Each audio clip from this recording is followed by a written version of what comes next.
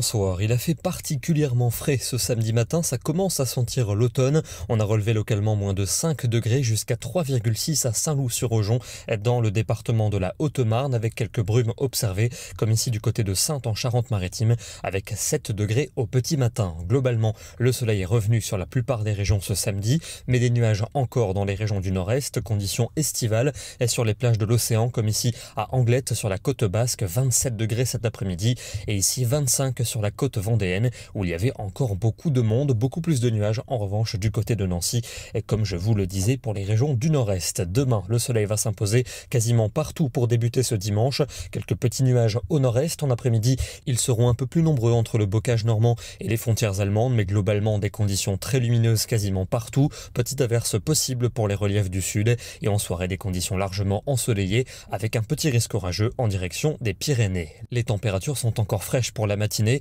On part de 7 degrés à Nevers pour aller jusqu'à 21 degrés à Nice. Par contre, l'après-midi, c'est de plus en plus estival, notamment au sud de la Loire, avec souvent entre 27 et 30 degrés et jusqu'à 31 pour le Languedoc et pour les plaines du sud-ouest comme pour Bordeaux, Toulouse ou encore pour Nîmes. On va retrouver le soleil pour la plupart des régions lundi. Un voile nuageux est prévu dans le sud avec un risque d'averse ou d'orage localisé vers les Pyrénées ou encore la Méditerranée. Des températures encore assez fraîches pour le matin, mais l'après-midi, il fait de plus en plus chaud, y compris dans les régions du nord. On aura 27 à Paris, 30 à Nantes et jusqu'à 31 pour la vallée de la Garonne. Mardi, on retrouve le soleil pour la plupart des régions avec quelques passages nuageux tout de même, un risque d'ondées ou d'orage localisé surtout vers les reliefs du sud et puis un petit front qui apportera un peu de pluie entre la Loire-Atlantique et les côtes de la Manche. Des températures souvent estivales pour l'après-midi, 29 degrés en Belgique ou à Paris, 30 pour Dijon, 32 prévus dans la région lyonnaise. Mais ça va se gâter pour la suite de la semaine.